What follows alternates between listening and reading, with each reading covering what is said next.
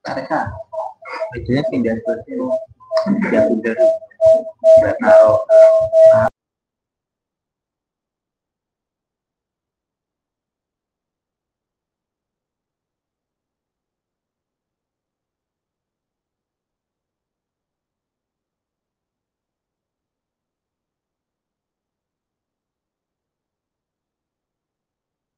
gitu. Gak ada kan? Oh, orangnya down to earth. Cek.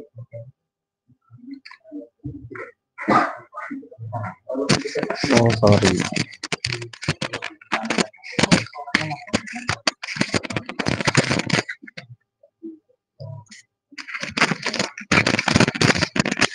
Cek.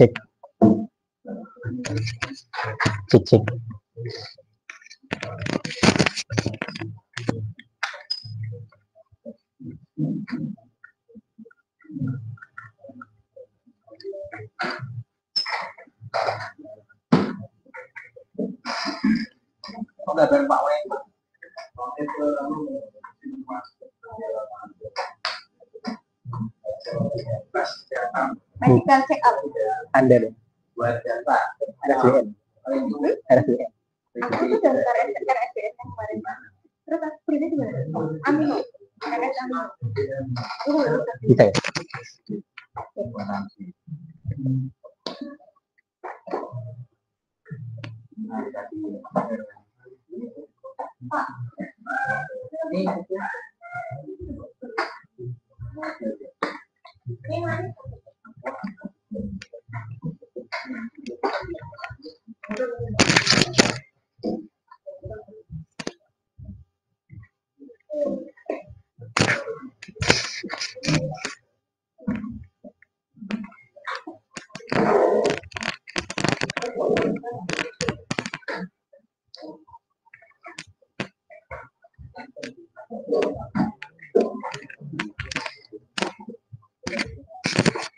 Feedback gak, Riz? Suaranya feedback gak?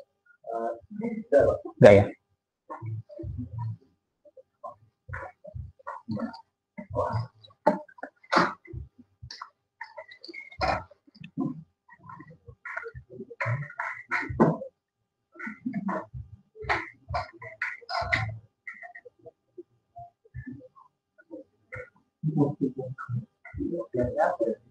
Udah Pak, mulai ya?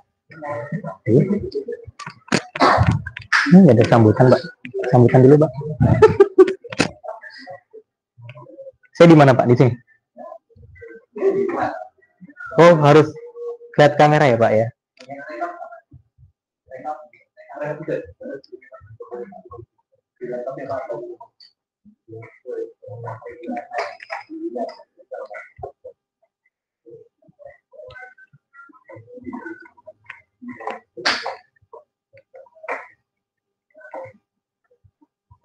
Baik, Assalamualaikum warahmatullahi wabarakatuh. Selamat siang Bapak Ibu dosen serta teman-teman mahasiswa, dan juga untuk audiens yang join via Google Meet. Jadi untuk hari ini kita akan lanjut kolokium chapter 3 yang diinisiasi oleh Pusat Kajian Ethics Quantum Center for Quantum Computing and Material Informatics. Jadi untuk bahasan hari ini saya akan coba memberikan insight baru berkaitan dengan salah satu part dari model development ketika teman-teman ingin bangun model machine learning begitu. Jadi saya kasih tajuk The Art of Data Exploration. Maksudnya adalah dari kumpulan data yang mau teman-teman analisa, yang mau teman-teman olah, itu ada seninya gitu ya, seni mengolah data gitu. Nah, seni mengolah data ini penting karena sebelum kita masuk ke dalam proses pembangunan model, kita harus tahu dulu data kita itu tentang apa, business knowledge-nya tentang apa, kemudian background dari data itu seperti apa. Nah, itu kenapa penting agar nanti ketika pembangunan model itu tidak terjadi paradigma yang sering muncul di kami orang-orang data analis itu, sebutannya adalah garbage in, garbage out gitu ya. Kalau istilahnya sampah masuk, belum bersihnya, inputannya belum bersih, maka nanti otomatis outputannya juga nggak bagus gitu. Jadi segala sesuatu yang kalau dimulainya nggak baik, maka outputnya juga nggak baik gitu. Begitu juga dengan model pembangunan machine learning gitu. Kalau datanya belum clean, kita nggak tahu apa itu ada di dalam datanya, fenomena apa yang ada di dalam datanya, maka hasilnya nanti model itu bisa underfitting, overfitting, dan mungkin misclassification gitu. Nah itu penting, makanya kenapa EDA ini salah satu part yang nggak bisa diganti gitu ya, atau di skip gitu dalam proses pembangunan model, karena memang salah satu hal yang bisa kita explore di data itu adalah dari proses EDA ini. Jadi kalau teman-teman rekan-rekan sekalian ketahui, di data science stage itu hampir lebih dari 50% proses pembangunan model itu makan waktunya di proses EDA gitu ya. Jadi pre-processing data itu penting karena memang dia makan waktu yang cukup lama. Kenapa penting dan memakan waktu cukup lama? Karena istilahnya itu kita breakdown datanya begitu ya. Kalau data material kita harus tahu nih objeknya apa gitu ya. Hubungannya antar objek seperti apa. Kemudian apakah ada kasus-kasus tertentu yang perlu kita tangani dulu sebelum masuk ke model development gitu. Dan EDA ini adalah proses di mana dari awal data raw masuk sampai ke proses pre-model development gitu. Jadi sebelum teman-teman melakukan pemodelan, maka eksplorasi data adalah hal yang nggak bisa dilewatin gitu ya. Jadi EDA itu bagian dari pre-processing data. Jadi data sebelum masuk ke model development, kita harus bisa memastikan kalau semua prosesnya sudah selesai di awal gitu. Makanya kenapa EDA itu makan waktu yang penting. Nah, tujuan EDA itu adalah yang pertama kita data understanding, yang saya di awal skill di awal gitu ya. Namanya kita pengen melakukan riset, maka kita harus tahu dulu gitu ya, data ini tuh tentang apa gitu. Misalkan tentang material, saya risetnya mungkin tentang MOS gitu. Saya harus tahu dulu tuh MOS itu apa gitu. Kemudian deskriptor dari MOS itu apa. Kemudian masing-masing dari fitur atau deskriptor itu maksudnya apa. Nah, itu harus tahu dulu. Biar menarasikan, mengelaborasi, serta istilahnya kalau di data science adalah data storytelling itu enak. Dari awal, mulai dari pendahuluan sampai akhir kesimpulan itu satu kesatuan rangkaian narasi yang terbangun gitu. Data understanding. Kemudian data cleaning. Jadi garbage in, garbage out. Jadi kalau dari awal sudah nggak bersih, maka nanti modelnya juga nggak bagus. Mau dioptimasi seperti apapun, kalau masih ada hal yang nggak bagus dari model itu, maka kurang clean gitu. Kemudian pattern discovery. Dari EDA kita bisa tahu tuh fenomena apa yang terjadi dalam data itu. Misalkan ada kasus multicollinearity, ada kasus outlier, ada kasus imbalance data. Kalau kita nggak bisa capture itu dari awal, maka itu akan mempengaruhi performa dari model yang kita bangun. Gitu.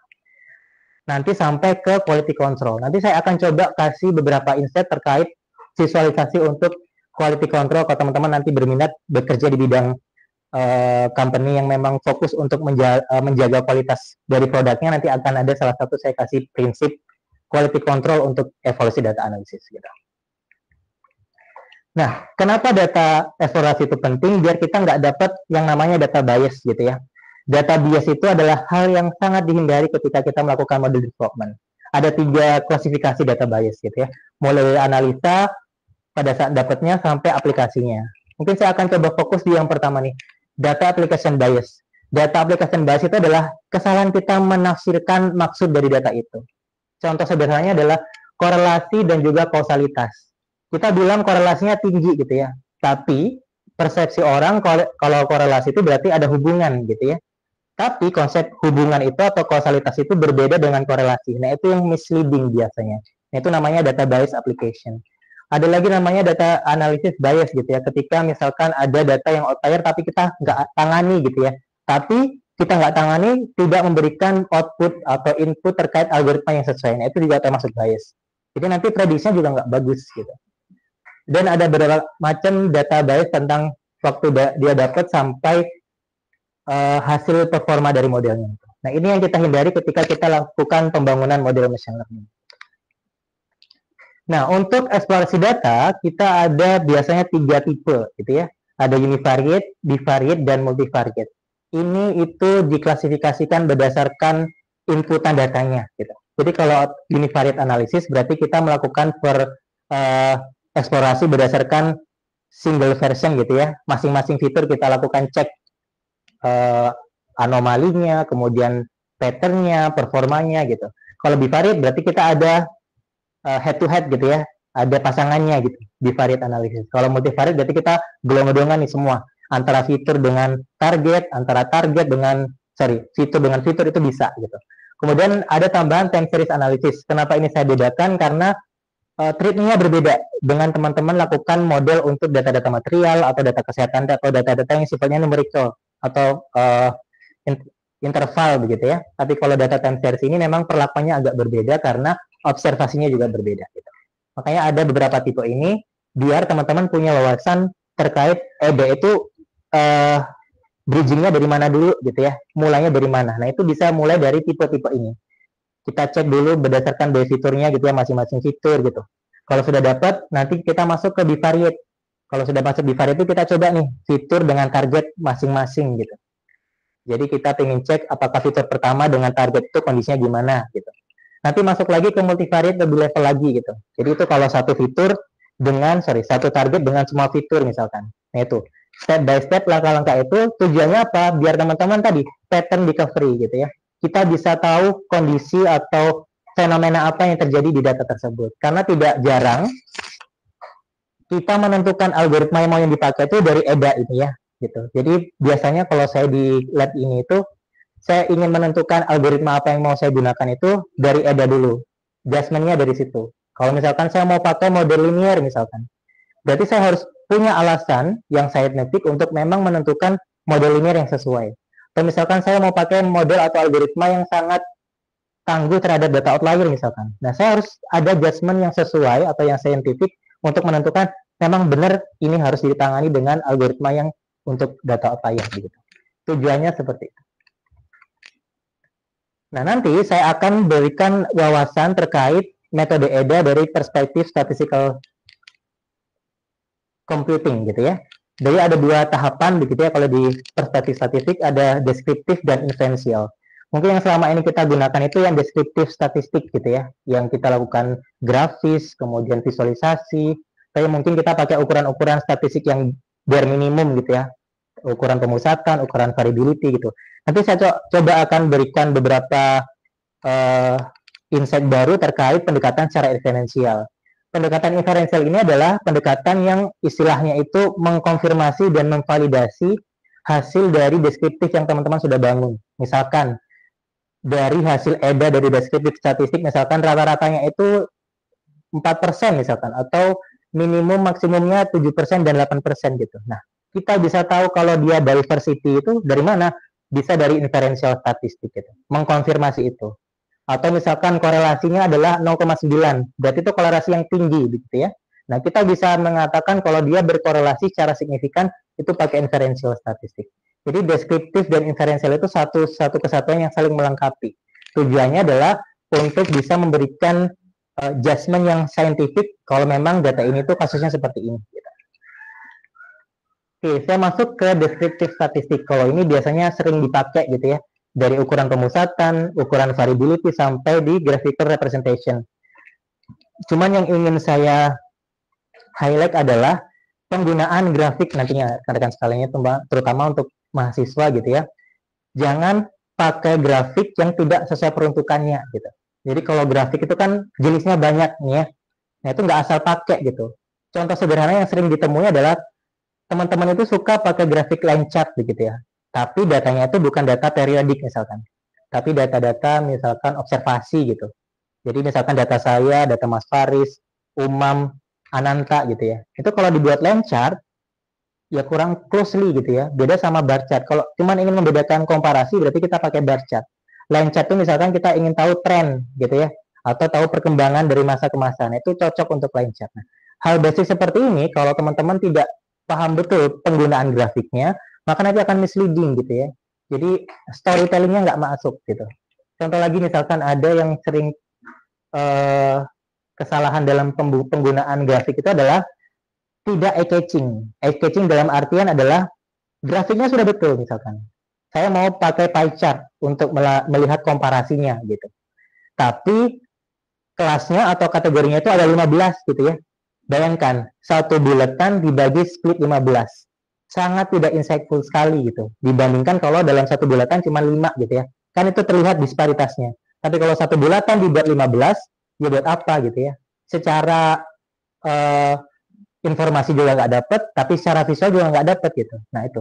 Kesalahan itu dari penggunaan grafik atau dari proses pembuatannya gitu. Jadi harapannya adalah ketika lakukan grafik itu bukan hanya just visualization gitu ya, tapi dipikirkan apakah ini memang benar-benar memberikan informasi atau tidak. Takutnya malah justru too much gitu ya, kalau kita ngasih grafik tapi nggak sesuai gitu. Jadi grafik lingkaran tapi splittingnya sampai 20 gitu. Jadi kayaknya 3 roda itu kan masih bagus ya kalau terigu gitu ya, tapi kalau sampai 15 itu kan sangat tidak, di mata nggak enak gitu ya. Itu gambaran tentang deskriptif statistik. Saya tidak banyak bahas tentang deskriptif statistik, saya mungkin akan fokus ke yang inferensial ya teman-teman ya. Jadi inferensial statistik ini lebih ke testing hipotesis. Jadi pengujian untuk memperkuat hasil edarnya teman-teman yang telah bangun gitu. Misalkan ada confidence interval, kemudian regresi, ANOVA, Chester test. Nanti ini akan saya coba breakdown satu persatu, biar selama ini yang teman-teman buat itu ada muaranya gitu ya, biar nggak cuma sekedar visualisasi atau measurement gitu. Saya akan berangkat dari korelasi, ini yang sering dipakai gitu ya. Gambar ini biasanya disebut apa teman-teman? Heat map correlation ya. Yang selama ini kita buat adalah heat map correlation, yang hanya melihat hubungan antara satu fitur dengan yang lain gitu. Korelasinya tinggi itu ketika nilainya mendekati angka 1 gitu ya. Itu secara deskriptif. Nah, saya bilang kapan ketika deskriptif dan inferensial itu bertemu dalam satu keadaan. Contohnya di korelasi ini. Jadi kalau misalkan kita pakai Pearson correlation, kita hanya akan dapat heat map-nya saja yang menyatakan kalau dia berhubungan kuat atau lemah gitu. Tapi kalau kita pakai pendekatan inferensi, kita akan dapat insight baru. Insight-nya apa nih? Contohnya misalkan antara variabel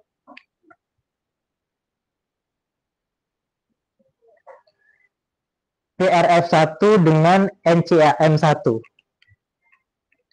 PRF1 dia memiliki korelasi mungkin middle up gitu ya, menengah ke atas. Dia warnanya merah gitu. Korelasinya tinggi begitu. Kita hanya bisa menarasikan kalau PRF1 itu berkorelasi dengan NCMA1 gitu. Tapi judgement kita akan lebih kuat kalau kita bilang korelasi dia memang berpengaruh secara signifikan atau secara statistik berpengaruh. Nah itu inferensialnya. Kita pakai pendekatan UGT namanya atau signifikansi korelasinya. Jadi tidak hanya berhenti di nilai korelasi, tapi masuk ke inferensialnya, memperkuat hasil dari deskriptifnya. Kalau deskriptif bilang tinggi gitu ya, tinggi tapi belum tentu dia signifikan gitu. Itu sangat sering ditemui. Mungkin di risetnya Pak Novi juga sama begitu ya. Di risetnya Pak Novi itu menemukan kalau meskipun dia korelasinya rendah, tapi dia signifikan. Nah, itu akan jauh lebih proper dibandingkan korelasinya tinggi tapi tidak signifikan. Gitu. Artinya kalau tidak signifikan itu, ketika ada data yang lebih ekstrim, maka dia akan otomatis menurunkan hasil performa korelasinya. Tapi kalau meskipun rendah pun, tapi dia signifikan, artinya dengan kondisi data seperti apapun, dia tetap punya hubungan. Gitu. Nah itu gunanya inferential statistik. Tujuannya adalah untuk memvalidasi hasil deskriptifnya, gitu. Pearson correlation. Dari ini saja kita bisa mengekspor banyak, begitu ya. Dan penggunaan Pearson correlation ini yang perlu teman-teman highlight adalah ketika datanya berdistribusi secara normal, gitu ya. Jadi kalau datanya tidak normal, maka pendekatan ini sebenarnya kurang pas, gitu ya. Makanya ada beberapa pendekatan lain untuk korelasinya saja, gitu. Salah satunya adalah, salah satunya adalah Spearman rank. Jadi Spearman rank ini adalah korelasi ketika teman-teman menghadapi datanya tidak berdistribusi secara normal gitu ya.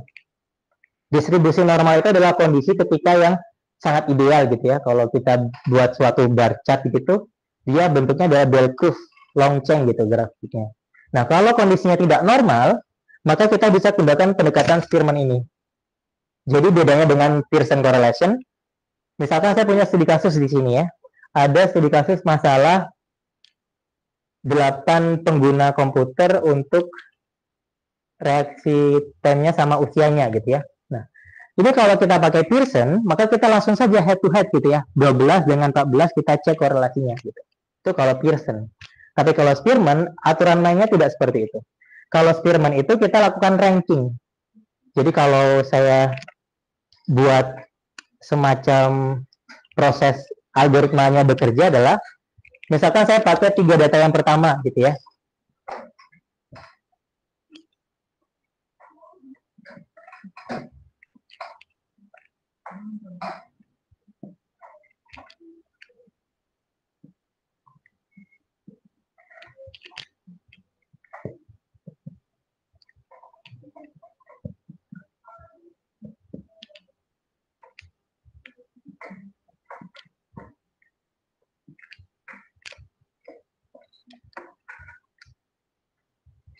Kalau di Spearman, kita kenal istilahnya adalah degree untuk menyatakan rankingnya. Jadi kalau di Pearson tadi itu, yang korelasi di awal, kita langsung cek korelasinya data aslinya, 12 dengan 14 gitu. Tapi kalau Spearman, konsepnya adalah kita meranking datanya. Jadi misalkan saya hanya pakai 3 data, 12, 15, 17. Ini kita ranking dulu gitu ya. Yang paling besar ke yang paling kecil gitu ya. Berarti ini ranking 1, ranking 2, ranking 3 tuh. Yang variabel yang kedua, fitur yang kedua juga sama, kita ranking gitu. Ranking 1, ranking 2, ranking 3. Nah, yang kita akan lakukan analisanya adalah rankingnya, bukan data aslinya. Jadi nilai DI di sini itu adalah hasil selisih rankingnya. 3 kurangi 3, 0, 2 kurangi 1, 1, 1 kurangi 2, min 1. Nah, inilah yang kita cek korelasinya nanti. Itu cara kerja rank Spearman. Kalau korelasi Pearson, yang kita cek itu adalah langsung data raw-nya gitu ya, data asli fiturnya. Tapi kalau Spearman itu adalah hasil selisih ranking datanya. Gitu. Itu Spearman. Makanya Spearman ini untuk data yang tidak normal, yaitu tadi, karena dia tidak langsung data asli yang diolah, tapi hasil rankingannya. Gitu. Itu salah satu cara untuk pendekatan ketika teman-teman dapat data yang tidak berdistribusi normal gitu ya. Kita bisa pakai rank Spearman gitu. Selain rank Spearman ada juga pendekatan cara kendal Stow gitu ya, korelasi Stow kendal gitu. Nah, kalau Stow kendal ini hampir mirip dengan rank Spearman, cuman bedanya kalau Stow kendal ini kita ada istilah adalah concordant sama discordant. Itu apa? Itu adalah perubahan status dari datanya. Misalkan saya hanya pakai data yang sama gitu ya misalkan. Jadi dengan data yang sama, kita pakai Spearman atau pakai Stow kendal. Kita pakai Stow kendal sekarang. Ini fitur A, fitur B. Kalau Spearman tadi, kita hanya langsung pakai selisih datanya. Gitu. Tapi kalau Stow kendal, kita cari perubahan datanya. Perubahan yang dimaksud bagaimana? Ini observasinya. Perubahannya itu adalah dari satu pasangan ke pasangan yang lain. Kalau saya punya 3 observasi, maka akan ada beberapa kombinasi pasangan. Kombinasi itu kombinasi yang rumus NR tuh. Jadi kalau saya ada 3, kemudian ada 2 fitur, maka nanti akan terambil 2 dari 3 gitu ya. Berapa nih? 3 faktorial, 2 faktorial, 1 faktorial, 3. Berarti nanti akan ada 3 pasangan. Berarti pasangan dari data pertama dengan data kedua, pasangan data pertama dengan data ketiga, pasangan data kedua dengan data ketiga. Nah, pasangan ini maksudnya adalah, misalkan, 1 dan 2. Ini ya, 1, 2, 1, 2. 12 ke 15, statusnya naik atau turun? Naik ya. Data atau fitur pertama naik. Nah, selanjutnya di fitur kedua, 14 ke 25. Statusnya naik atau turun? Naik ya, datanya naik. Nah, kalau kondisi seperti ini, berarti dia masuk yang concordant. Jadi hubungannya atau statusnya sama dari satu fitur ke fitur yang lain gitu. Berarti dia masuk yang C gitu. Atau kalau di ini adalah concordant gitu ya. Perubahannya sama dari satu fitur ke fitur yang lain. Contoh misalkan data yang kedua nih, hubungan 1 dan 3. 12 ke 17 naik. 14 ke 20 naik. Berarti dia masih sama tuh. Berarti konkordan. 2 dan 3. 15 ke 17. Naik. 25 ke 20. Turun. Nah, kondisi inilah discordant. Jadi dia masuk yang D. Nah, inilah yang dihitung untuk tahu kendal korelasinya. Jadi kalau Spearman tadi itu hasil selisih rankingnya, kalau tahu kendal itu adalah jumlah perubahannya ini, gitu. Jadi karena di sini C-nya ada 2, berarti kita akan masukkan angka 2 ini di C, gitu ya. D ini 1, berarti kita masukkan di sini 1, gitu. Itu cara kerja tahu kendal korelasinya. Nanti hasilnya juga sama seperti Pearson, 0 sampai 1 korelasinya. Atau dari min 1 sampai dengan positif 1. Kalau dihitung juga akan sama, gitu. Itu perbedaan antara Spearman, tahu kendal, dan Pearson. Jadi kalau Pearson untuk data yang berdistribusi normal, kalau Spearman dan tahu kendal untuk yang tidak berdistribusi normal, gitu. Jadi ini adalah salah satu cara teman-teman melakukan judgement terhadap datanya nanti, gitu ya. Kalau misalkan datanya tidak normal, nah kita bisa pakai pendekatan yang memang untuk data yang tidak normal, gitu.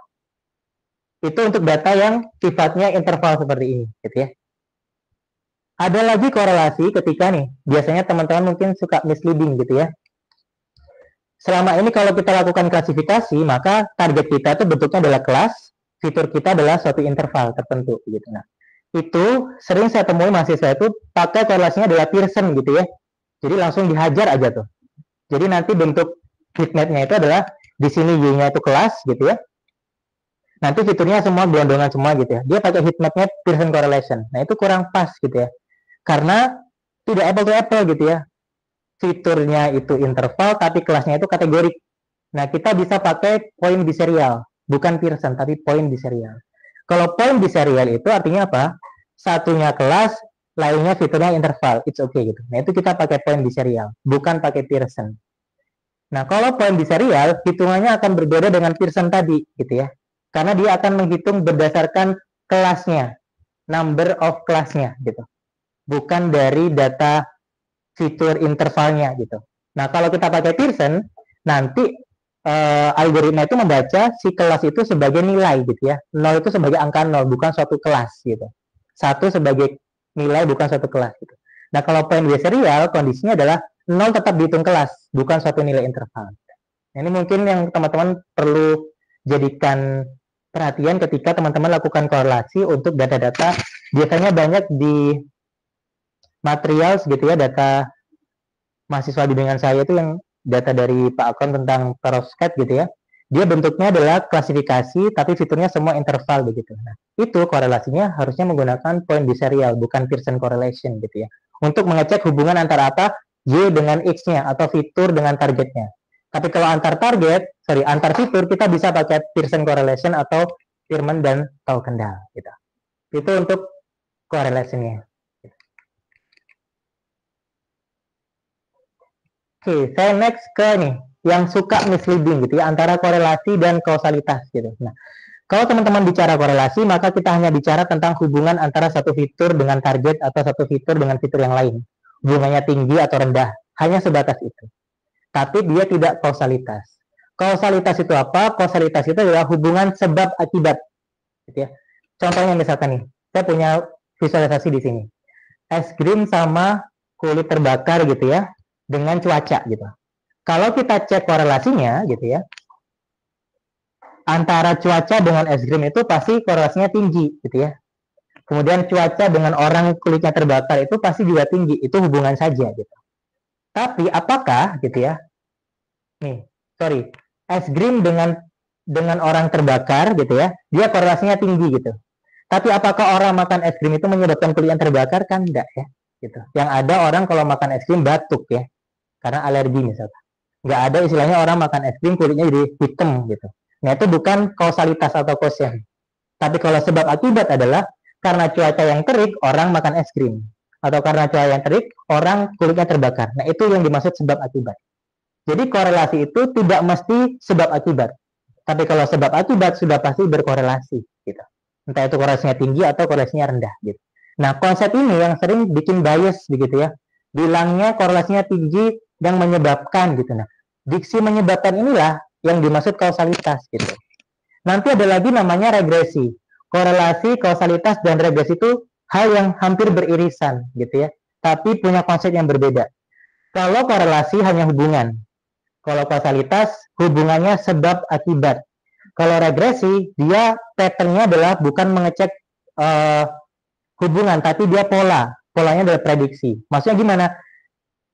Misalkan orang kena cuaca yang terik gitu ya, kemudian kulitnya terbakar, seberapa gitu. Nah itu regresi.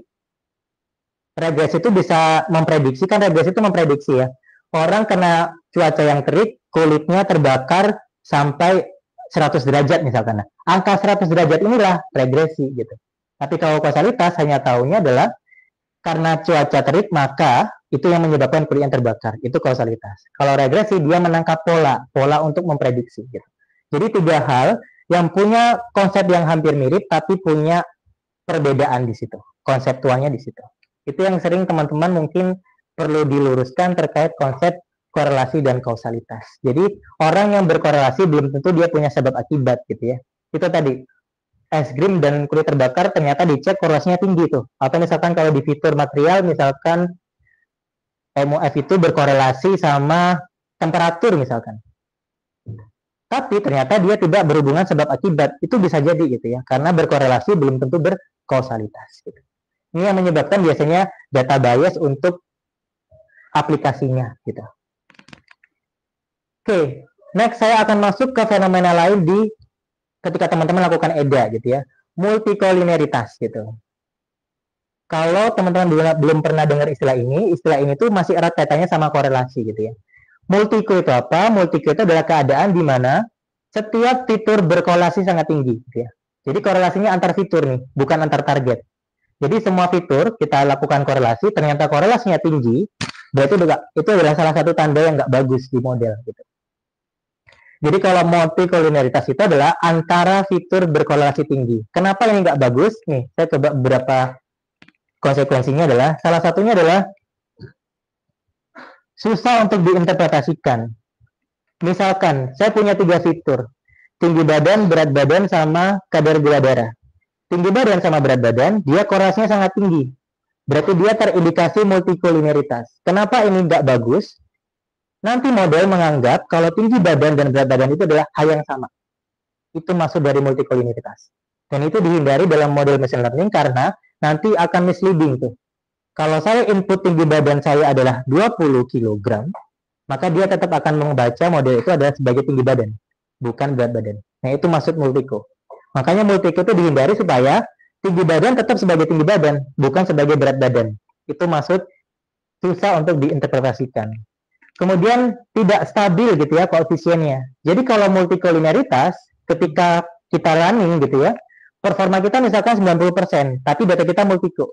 Tapi kalau ada data testing baru yang masuk dengan nilai yang sangat ekstrim, koefisiennya langsung akan berubah drastis gitu. Yang awalnya masuk logika misalkan kalau saya menaikkan temperatur, maka MOF itu akan turun stabilitasnya misalkan. Secara teori benar, secara modeling benar.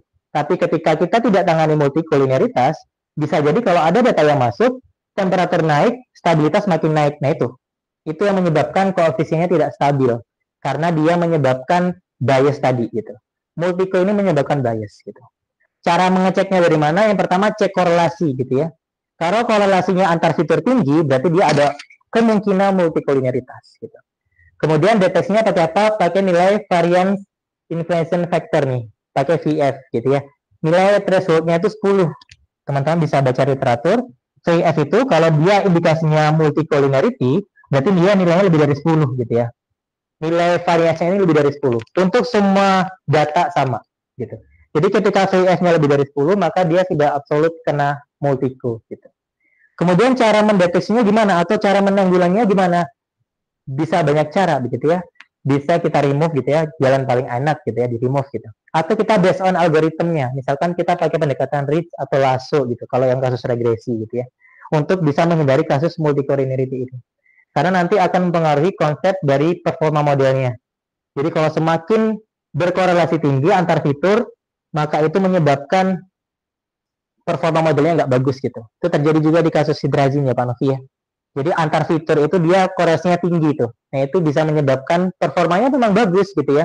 Tapi kalau ada data baru yang masuk, nanti dia akan terjadi estimasi yang tidak pas gitu ya, atau tidak konsisten, unstable coefficient gitu. Itu multi-collinearity data. Jadi dicek dulu korelasi antar fiturnya. Saya coba back ke Pearson tadi itu ya. Misalkan nih, antar fitur tinggi misalkan. Nah ini kan contoh nih, antar fitur dia termasuk rendah semua gitu ya. Paling tinggi nih 0,6 tuh, DNLY sama DNLY, sorry. CX ya nih. Paling tinggi hanya ini tuh. Tapi sisanya semuanya rendah semua gitu ya. Ini aman tuh untuk kasus multicollinearity. Tapi kalau misalkan tinggi, nah itu teman-teman bisa atasi itu. Nah, ini maksud saya, biar teman-teman itu punya scientific judgment gitu ya. Kalau saya eksperimen itu misalkan model saya atau paper baseline saya itu performanya sudah 0,9 nih. Regresi dia atau 0,9. Nah, tantangan kita adalah bagaimana cara kita bisa bikin eksperimen yang sama, tapi kita punya judgment untuk meng-counter attack baseline tersebut kan gitu ya. Kalau kita hanya pakai based on algoritma yang sama, ya kita nggak bisa head to head kan gitu. Tapi kalau kita punya judgment yang kuat, misalkan nih, ternyata dari 0,99 ini, dari paper ini itu, ada kasus yang mereka tidak show off gitu, atau mereka tidak tackle gitu ya. Contohnya misalkan dia tidak menangani multicollinearity. Nah itu teman-teman bisa masuk tuh. Kan enak ya, scientific judgment-nya. Jadi, oh ternyata karena 0,9, saya masih bisa melakukan pembanding untuk paper ini, tapi dengan sudut pandang yang lain. Misalkan, saya menangani multicollinearity-nya dulu, baru saya masuk algoritmanya. Nah, itu bisa gitu. Nah, itu yang biasanya sering saya lakukan. Ketika sudah dapat paper baseline yang sudah bagus performanya, nah, cara saya adalah saya cek dulu dari edanya. Kira-kira ada nggak ya celah gitu ya, supaya algoritma saya itu bisa masuk secara scientific alasannya gitu. Salah satunya dari EDA ini. Dari EDA ini kita teman-teman bisa tuh. Contohnya tadi tuh ya, multico tuh. Kalau misalkan teman-teman dapat paper, dia pakai regresi biasa misalkan. Ternyata performanya 0,9 nih. Kan susah ya kalau 0,9 itu mau di counter gitu ya. Tapi kalau teman-teman pakai alasan multico, ternyata dia multico, teman-teman bisa pakai pendekatan risk dan lasso misalkan. Itu bisa enak tuh. Narasi dibangun sudah enak tuh. Itu masuk dari EDA tadi. Biar teman-teman bisa menangkap pola yang terjadi pada datanya, supaya kita bisa menjudge kalau algoritma yang lain itu masih bisa lebih unggul dengan kondisi data seperti ini. Tujuannya begitu kalau ada. Oke, sebelum saya masuk ke testing hipotesis, sampai di multicollinearity dulu. Ada yang mau didiskusikan?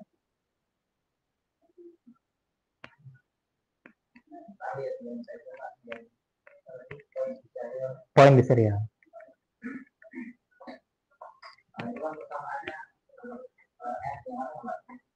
Ini Pak.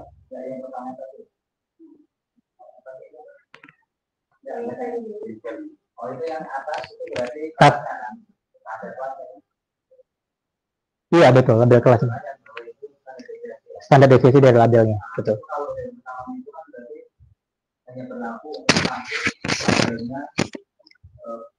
Betul.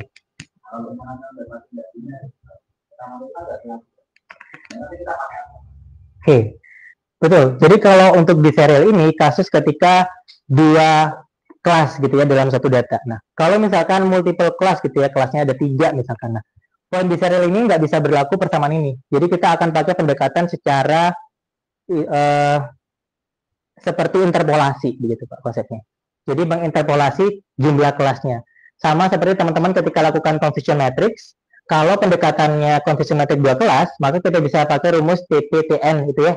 Tapi kalau 2 kelas lebih gitu ya, 3 kelas, maka TPTN itu nggak berlaku. Kita pakai pendekatan interpolasi itu. Nah, sama seperti itu. Jadi ketika 3 kelas akan berbeda pendekatannya dengan 2 kelas begitu Pak Akrom. Jadi betul memang ini khusus untuk yang hanya 2 kelas gitu ya kasusnya. Tapi kalau yang 3 kelas maka pendekatannya beda. Tapi konsepnya seperti poin di serial ini. Jadi dia bacanya bukan seperti Pearson tapi seperti point correlation gitu Pak. Kalau korelasi tinggi itu kan mulai berarti ya.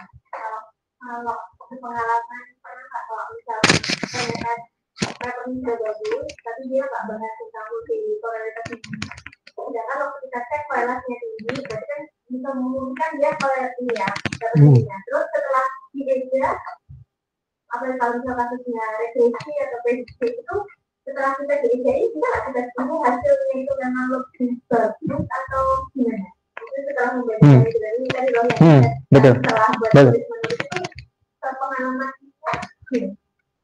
itu yang biasa saya lakukan di lab ini gitu ya. Jadi yang paper yang pernah saya tulis tuh baseline-nya sudah 0,999. Papernya itu menggunakan regresi linear multiple begitu. Nah, akhirnya saya coba cek performa modelnya. Ternyata dia ada outlier misalkan gitu ya. Nah, si outlier inilah yang jadi saya alasan untuk mengcounter si performa modelnya itu. Nah,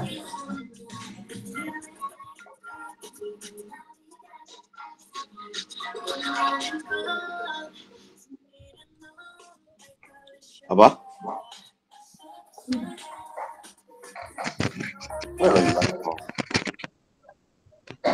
Jadi judgment itu seperti itu. Jadi ternyata ada kasus outlier yang cukup banyak di data itu dan itu tidak di highlight dan tidak diatasi gitu. Makanya saya pakai pendekatan algoritmik. Ada nggak ya algoritma yang memang bisa cocok untuk data-data yang bersifat outlier seperti itu? Itu saya gunakan robust machine learning waktu itu. Itu memang punya performa yang lebih bagus dibanding yang MLR gitu ya. Secara akurasi, secara error pun juga sama. Nah, itu salah satu cara untuk mencari jalan keluar gitu ya Pak Akrom. Ketika kita punya baseline yang sudah cukup tinggi, tapi kita bisa meng-counter attack itu gitu. Atau misalkan contoh lagi, lebih bagus. Iya betul. Hasilnya lebih bagus. Meskipun selisihnya 0,01 begitu ya, atau 0,02, tapi lebih bagus ketika kita memang menggunakan pendekatan yang dari dasaran EDA gitu. Lebih enak gitu, karena kita bisa menganulir istilahnya, atau kita bisa ngasih tambahan insight gitu ya buat paper sebelumnya kalau ada kasus outlier yang mungkin tidak diatasi di kasus itu gitu. Seperti itu. Oke, ada lagi? Oke.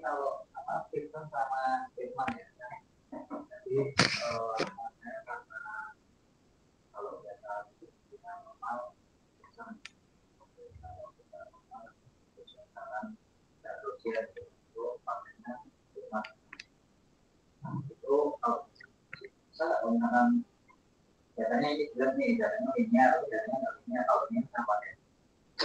Kalau non-linear sama dengan Spearman itu betul nggak? Oke.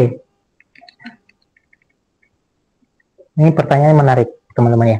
Jadi linear sama non-linear serta normal sama tidak normal atau tidak berdistribusi normal gitu ya. Jadi kalau dalam konsep regresi itu teman-teman, mungkin saya hari ini tidak fokus ke sana, tapi saya akan cari ngasih insight gitu ya. Dalam suatu regresi linear, kita kenal istilah namanya itu adalah BLEU dan IIDN. BLEU itu adalah bias, linear, dan unbiased estimation. Itu kalau dalam suatu model regresi. Dan IIDN itu adalah asumsi yang harus dipenuhi dari suatu model regresi. IIDN itu apa? Identik, independence, dan berdistribusi normal gitu. Jadi linear dan berdistribusi normal itu adalah sebenarnya dua hal yang berbeda. Linear itu berkaitan sama hubungan datanya, kalau distribusi normal itu berkaitan dengan distribusi datanya atau sebaran datanya begitu. Jadi kalau misalkan kita pakai judgment, linear kita pakai Pearson, kemudian non-linear kita pakai Spearman misalkan, nah itu kurang kuat dibandingkan kalau kita pakai pendekatan normal atau distribusi normal kita pakai Pearson dan distribusi non-distribusi normal kita pakai Spearman gitu Pak Tom. Karena mungkin juga buat teman-teman gitu ya, karena itu beda antara linear sama distribusi normal.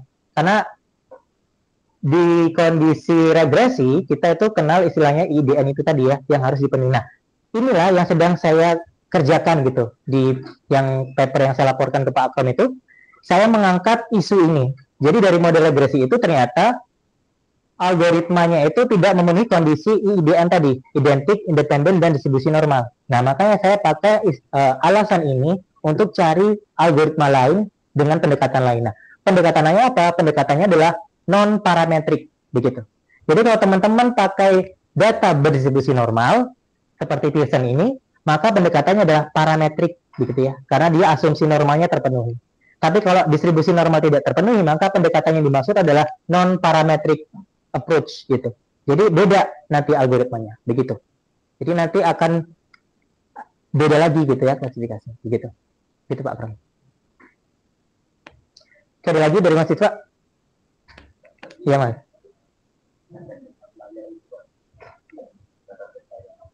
Oke, nanti di next set ya ada outlier.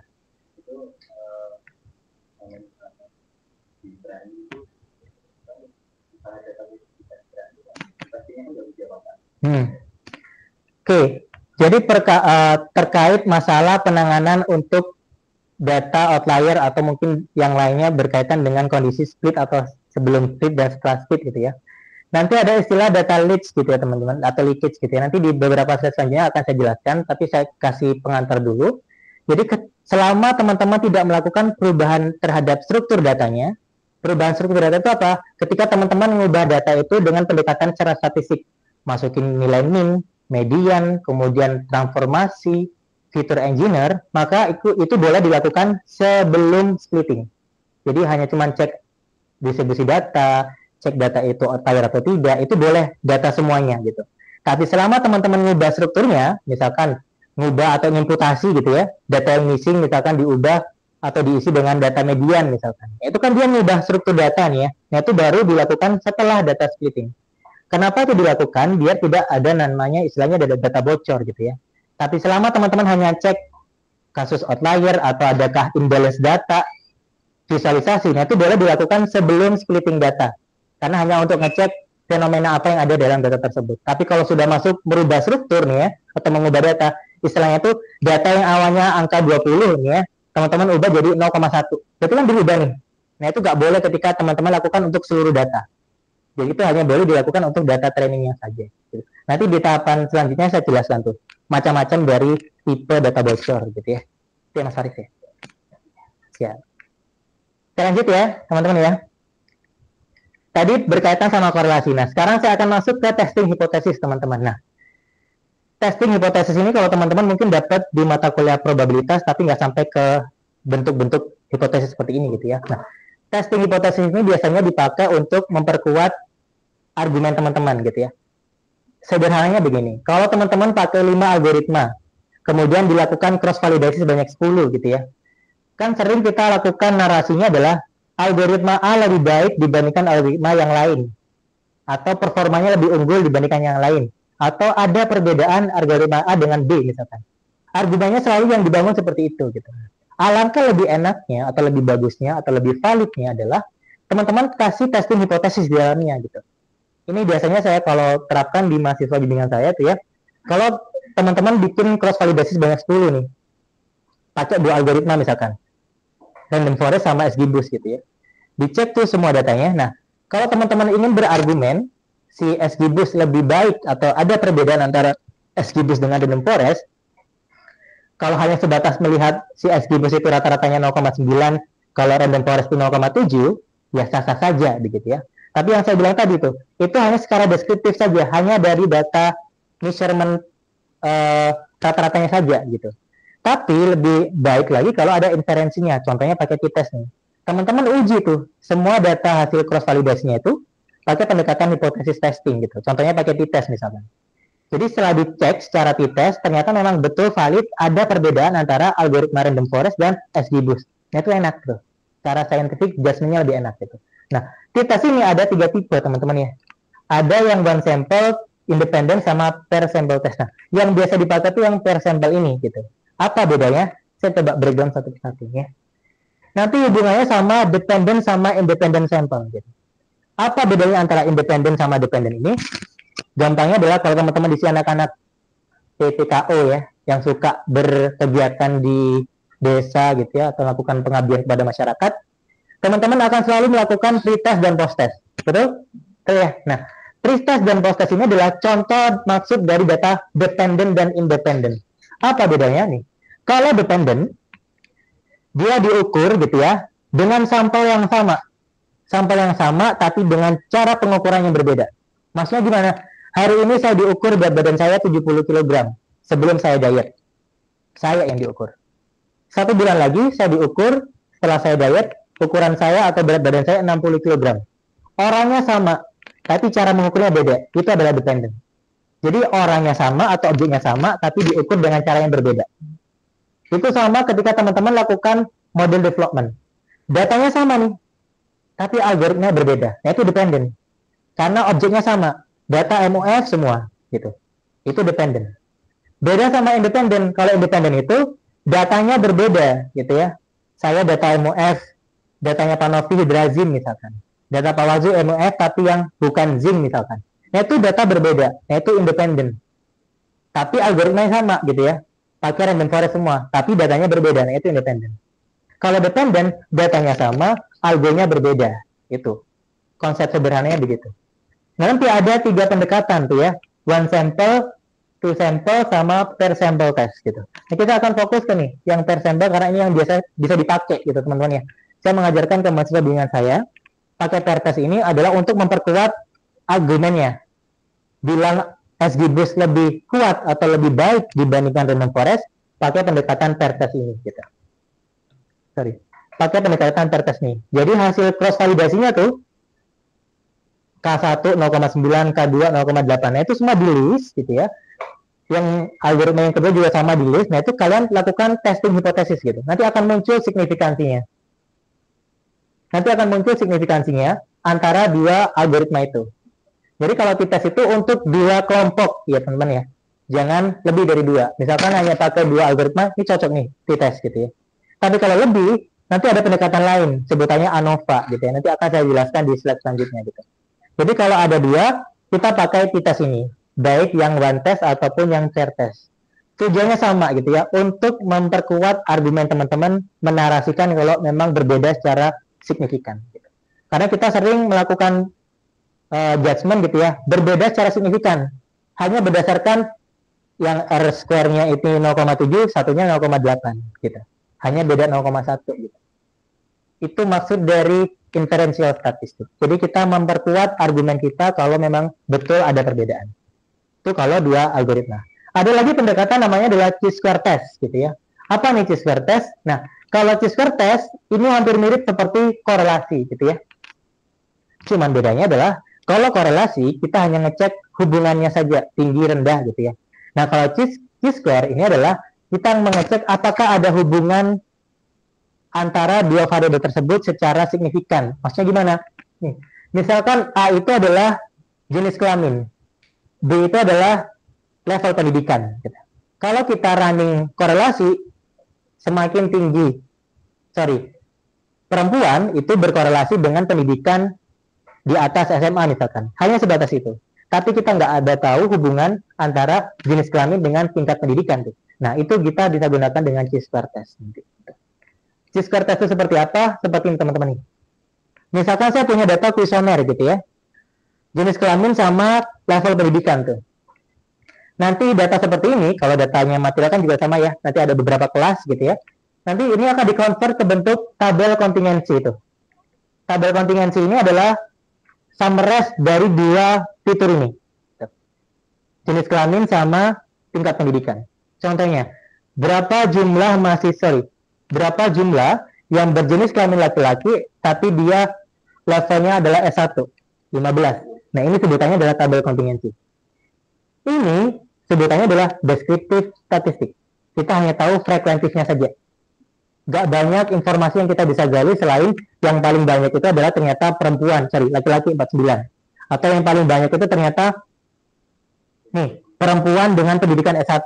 Hanya sebatas itu. Tapi kita tidak bisa ngasih argumen apakah benar jenis kelamin itu mempengaruhi tingkat pendidikannya. Gak bisa kan ya? Nah, itu kita bisa menggunakan pendekatan secara chi-square ini gitu. Chi-square itu adalah menganalisa data tabel kontingensi ini biar ada informasi kalau jenis kelamin itu berpengaruh terhadap level pendidikan. Gitu. Ada pendekatannya, namanya adalah chi-square gitu ya. Jadi nanti ada hipotesisnya gitu. Makanya ada testing hipotesis itu penting karena teman-teman ketika melakukan riset itu memang harus ada hipotesa yang mau dibuktikan, kan begitu. Jadi kalau tidak ada hipotesis yang mau dibuktikan ya risetnya hanya sebatas deskriptif saja gitu ya. Tapi kalau ada hipotesanya nih ya, hipotesa nolnya adalah tidak ada hubungan antara gender dengan tingkat pendidikan gitu ya. Nanti hipotesis alternatifnya adalah ada hubungan antara level pendidikan dengan gender itu. Nah, itu kita uji tuh. Ini inferential statistik, bagian dari EDA yang tidak bisa terlepaskan. Jadi ini adalah deskriptifnya, yang sebelah kanan adalah inferentialnya gitu. Jadi nggak cuma pengen tahu frekuensinya saja gitu ya, tapi hubungannya gitu. Seperti itu. Pendekatan secara chi-square. Lebih lanjut lagi nih ya, dari kontingensi ini saja teman-teman bisa lakukan analisa nih. Ini yang biasa saya suka kasih inputan untuk mahasiswa yang suka lomba gitu ya. Kalau datanya berbentuknya frekuentif gitu. Pakai koresponden analisis, teman-teman. Contohnya nih, ini sama tuh seperti data yang sebelumnya. Datanya adalah kontingensi antara negara dengan bahasa yang digunakan gitu. Kalau sebatas ini saja gitu ya, kita hanya tahu ternyata negara Kanada itu paling banyak dia pakai bahasa Inggris gitu. Hanya sebatas itu. Kita nggak pernah tahu hubungan antara negara ini dengan bahasa yang dipakai gitu ya. Nah itu kita bisa pakai selain chi-square, kita bisa pakai koresponden analisis. Bentuknya adalah kurva kuadran seperti ini. Ini nanti dia akan melakukan visualisasi dengan dua dimensi, hubungan antara dua variabel ini tadi, antara negara dan bahasa yang dipakai gitu. Ini ada analisanya begitu ya. Saya ambil contoh misalkan, dua dimensi di sini. 50% dimensi 1, 41% dimensi 2. Artinya kalau dikumulatif lebih dari 90% gitu ya. Model ini ditangkap dengan baik gitu ya. Berarti hubungan antara bahasa dengan country itu bisa direpresentasikan dengan correspondent maps gitu. Itu dulu yang pertama, nilai dimensinya. Kalau dia semakin kecil maka hubungan ini nggak semakin nampak terjadi gitu ya. Itu terkait dimensinya. Selanjutnya terkait plot gitu ya. Plot ini nanti akan terbagi jadi 4 kuadran teman-teman ya. Kuadran 1, 2, 3, dan 4 gitu. Nah itu ada maknanya. Saya ambil contoh misalkan kuadran 1 di sini. Itali dan Italian gitu ya. Italian itu adalah bahasanya. Itali itu adalah negaranya tuh. Nah koresponden ini memperkuat tuh ya. Ternyata bahasa Italian atau bahasa Itali itu memang secara khusus gitu ya. Cara signature memang hanya dimiliki oleh negara-negara di bagian Italia gitu ya. Dan dia berada di kuadran 1 artinya adalah dia terpisah dengan negara yang lain, dia terpisah dengan bahasa yang lain, memang dia khusus gitu. Eksklusif gitu. Italia itu memang khusus untuk bahasa Italia gitu. Itu kuadran 1 nih ya. Ada lagi kuadran 4 di sini, Switzerland dan Jerman gitu. Dia memang khusus nih ya, orang Swiss itu pasti bahasanya bahasa Jerman gitu ya. Tetapi dia tidak secara eksklusif seperti orang Italia itu. Artinya ada indikasi orang Switzerland itu meskipun bahasanya Jerman, tapi tidak semuanya orang berbahasa Jerman. Istilahnya itu bahasa formalnya bukan Jerman gitu ya. Seperti itu. Tapi dia hubungannya kuat tuh, karena dia closely berdekatan. Sama seperti Italia dan Italian gitu. Beda sama France ini ya. France itu ya, bahasa France itu tidak hanya tidak dipakai hampir di semua negara tuh ya. Karena dia berjauhan. Artinya apa? Bahasa ini tuh sepi peminat gitu ya. Gak ada korelasinya dengan negara yang lain gitu. Karena France berbeda sendiri tuh. Dia sebagai bahasa berdiri sendiri. Artinya untuk 5 negara ini sangat kecil kemungkinan orang menguasai bahasa Prancis gitu. Kemudian ada lagi kuadran 2 nih. Kuadran 2 ini ada bahasanya adalah bahasa Inggris dan Spanyol gitu ya, bahasa Spanish gitu. Nah, itu dikuasai oleh 3 negara nih. Nah, ini koresponden analisis gitu. Selain didekati secara inferensial, koresponden ini kita juga bisa lihat secara visual berdasarkan kuadrannya tadi gitu. Kalau kita balik ke kasus Indonesia gitu ya, misalkan berarti kalau Italian sama Italia itu memang khusus untuk orang-orang yang logatnya memang khusus di sana gitu. Misalkan Ngapak gitu ya. Itu Ngapak itu orang Cilacapan di situ, memang khusus di situ. Tapi ada Ngapak yang Cirebonan kan gitu ya. Nah itu, Ngapak Cilacap dengan Cirebon itu berbeda gitu. Nah itu memang spesifik di situ. Itu hubungannya. Nah ini semua ada di EDA gitu ya. Kita kalau mau mengeksplor data itu di sana gitu.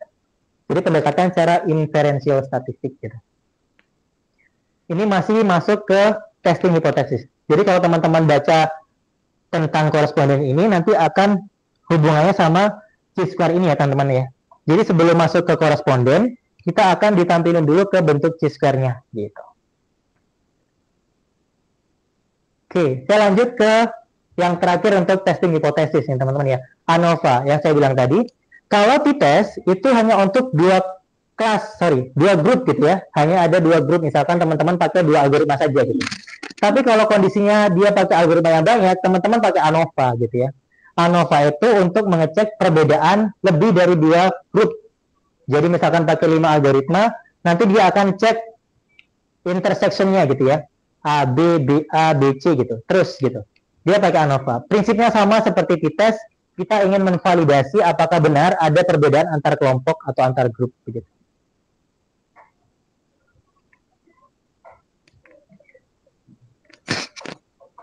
Oke, saya lanjut untuk EDA di kasus-kasus tertentu gitu ya. Misalkan EDA untuk kasus data time series nih. Ini kalau time series saya hanya jelaskan terkait keunikan data time series. Kalau untuk lebih detailnya mungkin nanti next kolokvium akan disampaikan oleh Pak Akrom kali ya, time series analysis begitu ya. Jadi teman-teman, data time series itu akan berbeda dengan data yang biasa kita lakukan di riset native begitu ya. Kalau time series itu punya 4 tipe data ini.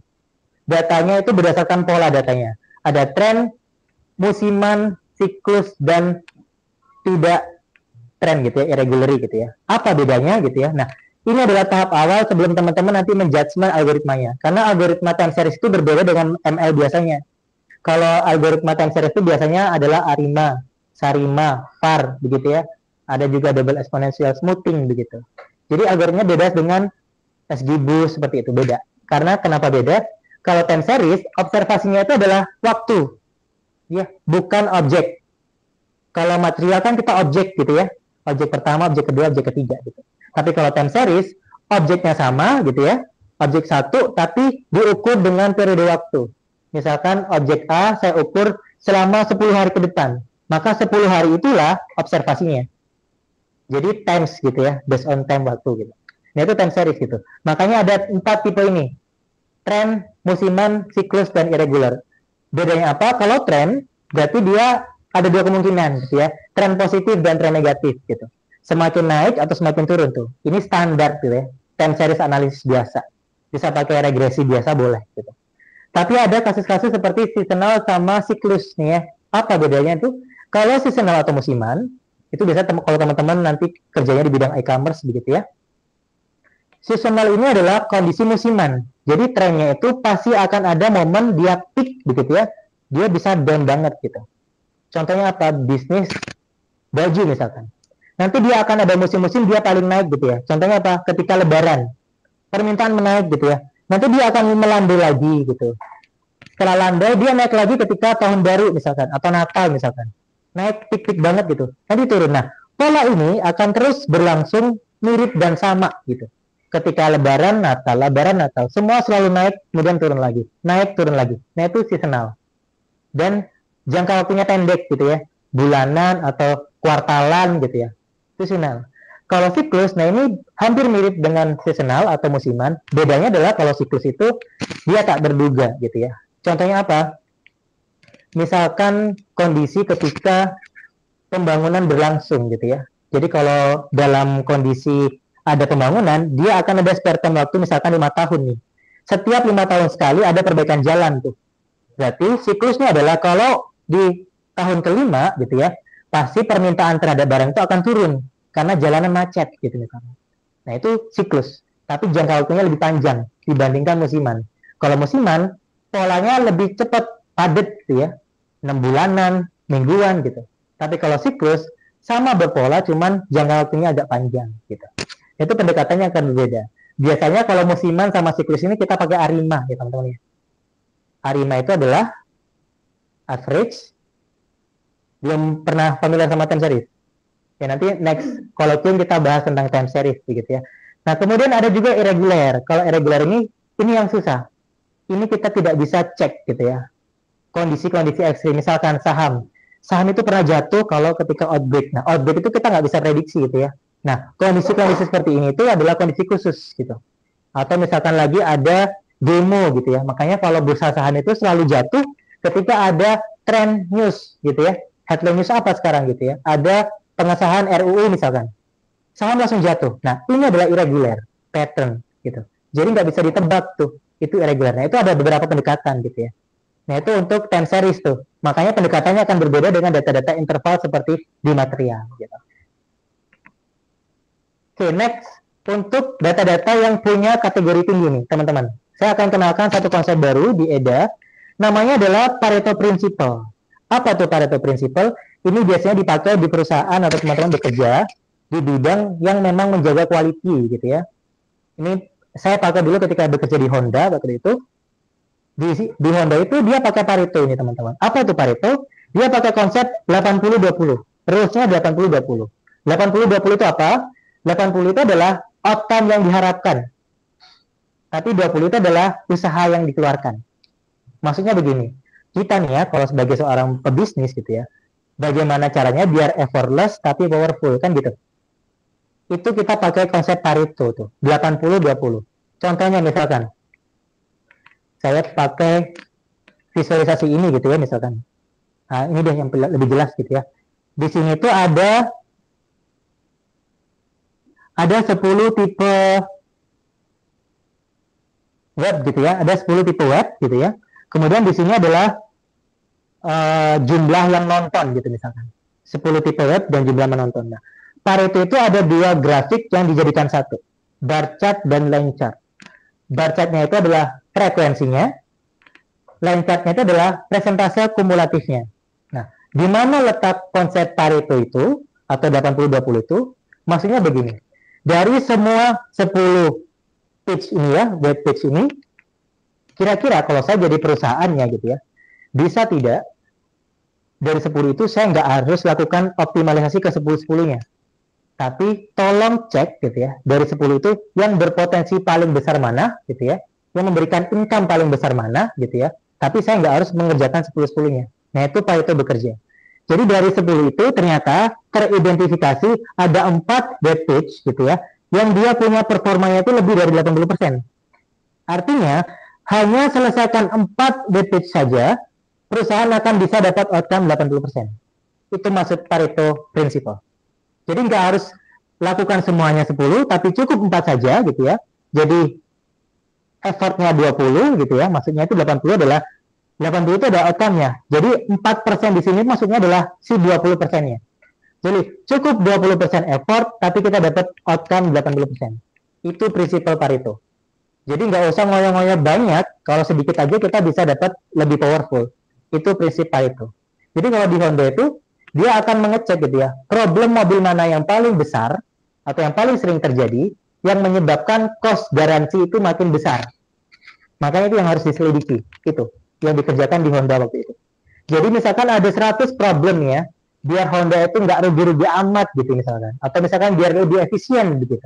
Makanya dia harus menyelesaikan problem yang memberikan dampak terhadap dana atau cost garansinya kan gitu. Dia pakai Pareto ini untuk menerapkan konsep 80 outcome, 20 effortnya gitu. Ini bisa teman-teman pakai kalau datanya banyak kategorikalnya gitu ya, atau frekuentif tuh. Ini bisa dipakai untuk sebagai insightful untuk bisa dapat kondisi adjustment dengan 80% outcome dan 20% effortnya. Biasanya di perusahaan-perusahaan memang bergerak di bidang finance begitu ya, atau di e-commerce juga sering dipakai gitu. Ini biasanya untuk mencari cacat produk atau mencari total cost-nya gitu. Kita pakai Pareto Principle-nya.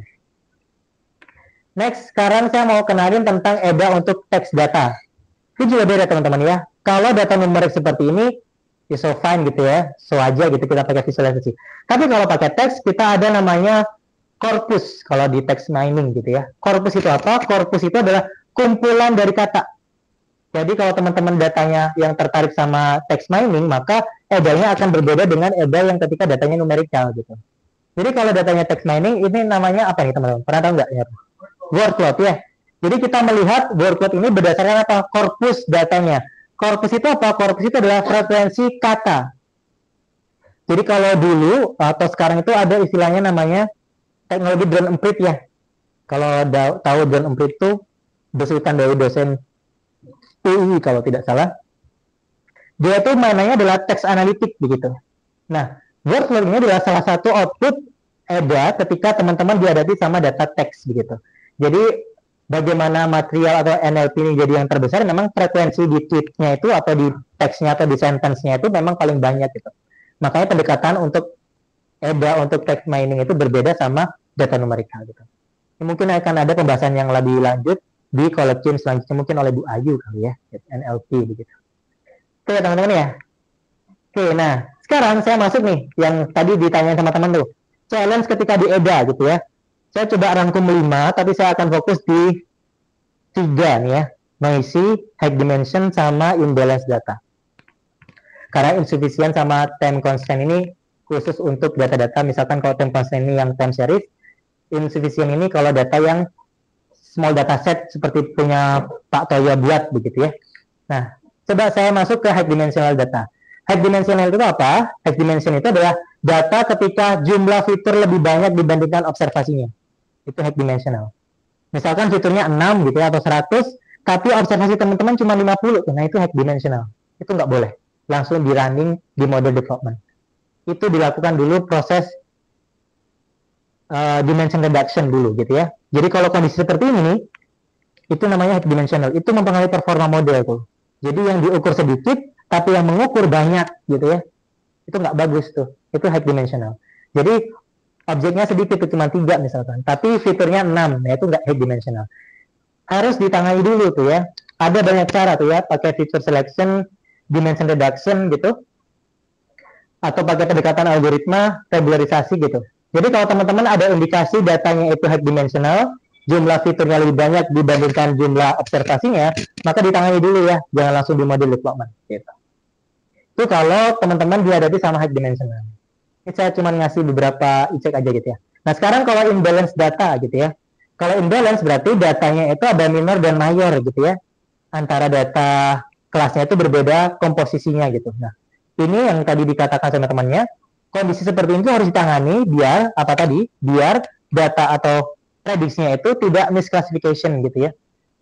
Kondisi seperti ini kan kita tidak ingin harapkan gitu ya, kondisi minoritas sama majoritas gitu. Nah, kalau teman-teman ingin mengecek dia itu kondisinya seperti apa, nah itu baru dilakukan sebelum splitting data gitu ya, mengecek datanya balance atau tidak gitu. Tapi ketika handling imbalance-nya gitu ya, ketika teman-teman handling imbalance, nah itu baru dilakukan setelah splitting data. Banyak cara gitu ya, berdasarkan pendekatannya, bisa kalau saya rangkum itu ada 2 pendekatan, secara algoritmik sama non algoritmik gitu. Nanti mungkin ada session lagi berkaitan sama handling imbalance data, tapi biasanya handling imbalance data itu pakai 2 pendekatan itu, bisa dari algoritmanya yang digunakan atau pakai teknik handlingnya. Yang biasa dipakai seperti Smoothe dan teman-temannya itu dia adalah tekniknya gitu ya, bukan main di algoritmanya gitu, atau pendekatan non algoritmik tuh. Ini mungkin teman-teman sudah pernah pakai gitu ya, Smoothe dan banyak tipenya, tapi yang perlu di highlight adalah proses untuk handling imbalance datanya. Next sekarang outlier gitu ya. Kalau outlier itu adalah nilai yang memang punya ekstremitas tinggi gitu ya. Ada 2 jenis nilai outlier teman-teman. Ada global outlier dan contextual outlier gitu. Apa bedanya global sama kontekstual tuh? Jadi outlier itu nggak selamanya buruk begitu ya. Apalagi di data-data material itu kita nggak bisa dengan mudah bilang data outlier ini nggak bagus gitu. Karena kita tahu data material itu kan susah cara dapatnya gitu ya. Dan data outlier di material itu justru keunikannya gitu. Itu adalah keunikannya. Makanya data outlier itu misalnya nggak cuma dihilang doang gitu ya, atau dihapus gitu. Tapi dia ada beberapa pendekatan tuh.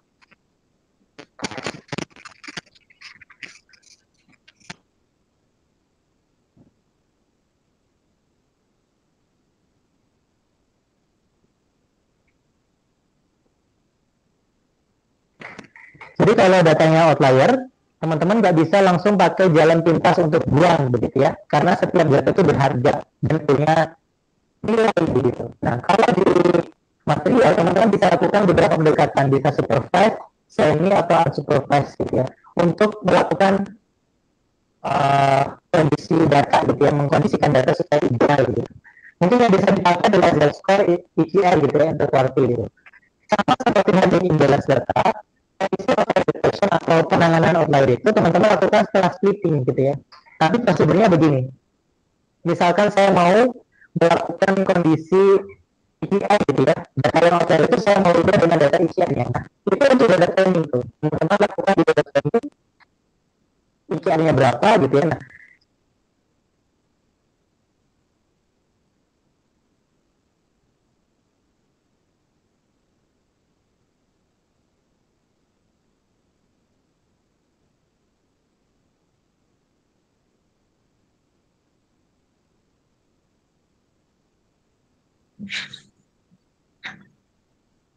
Oke, setelah teman-teman melakukan proses outlier, setelah proses splitting data, ya, hampir sama seperti imbalance data. Jadi selama dia prosesnya mengubah strukturnya, maka dilakukannya setelah proses pembagian. Ini kalau ini di breakdown satu-satu, waktunya habis kan. Oke, saya akan lanjut ke nih. Ini line yang terakhir kalau tidak salah ya. Data list atau data bocor di machine learning. Nah ini penting gitu ya, karena ini sering dijumpai gitu ya. Apalagi Pak Akun tuh sering menemukan kasus-kasus fenomenal di kampus ini gitu ya. Misalnya data-data bocor nih teman-teman. Ini adalah kondisi ketika misinformasi ketika melakukan proses EDA tadi, ya, pre-processing data. Jadi data list itu kurang lebih itu ada 4 tipe gitu ya. Ada yang bocor di fiturnya, ada yang bocor di targetnya, ada yang sifatnya temporary gitu ya, ada yang pada saat pre-processingnya. Nah, yang biasa dilakukan atau yang biasa dilanggar itu adalah ketika pre-processingnya gitu ya. Ada beberapa pemahaman kalau saat pre-processing itu tidak terjadi kebocoran data. Padahal disitulah kondisi yang paling krusial gitu ya, ketika kita lakukan pre-processing. Istilahnya itu kalau Prof. Pri selalu mengatakan, kita tidak bisa menjaga soal ujian Eptanas nasional ini dengan baik gitu ya. Contohnya apa ketika pre-processing? Mungkin ketika pengiriman soal itu, pintu gerbangnya itu buka lah, gemboknya tidak tersegel, nah itu masuk pre-processing leakage gitu. Jadi proses inilah yang menyebabkan data itu bocor. Itu tadi misalkan ketika ada data outlier atau data kosong atau missing nih, teman-teman lakukan pengimputasian data itu gelondongan semua data gitu ya. Si testing sama si training itu jadi satu. Gitu.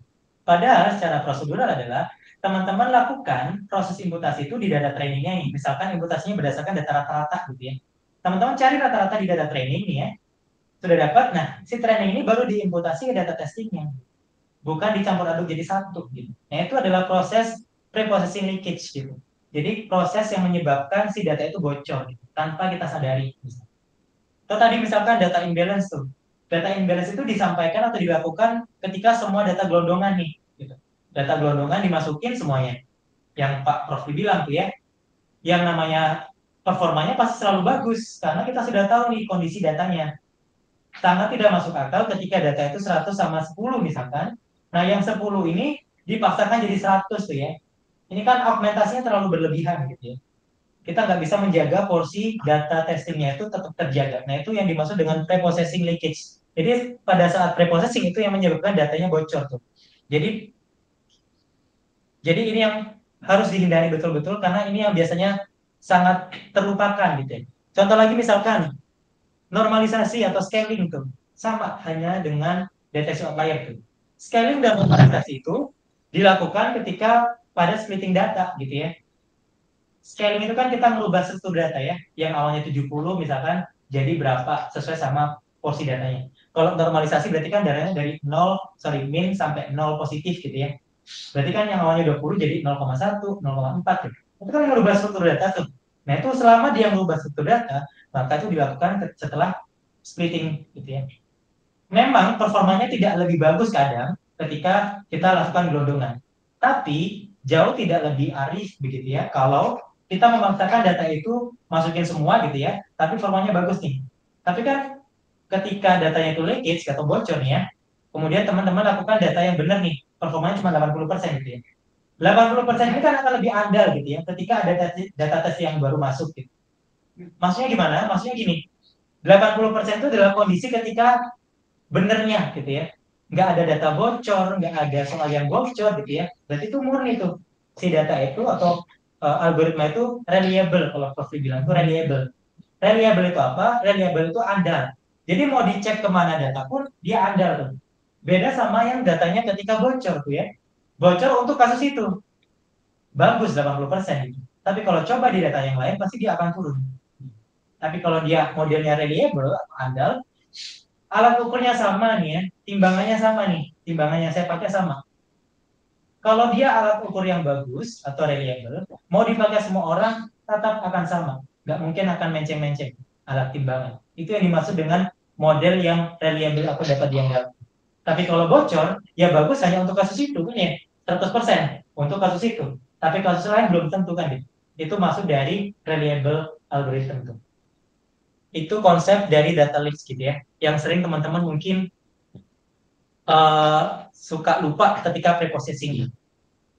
Oke, sampai data leaks atau leakage gitu ya. Ada yang mau didiskusikan?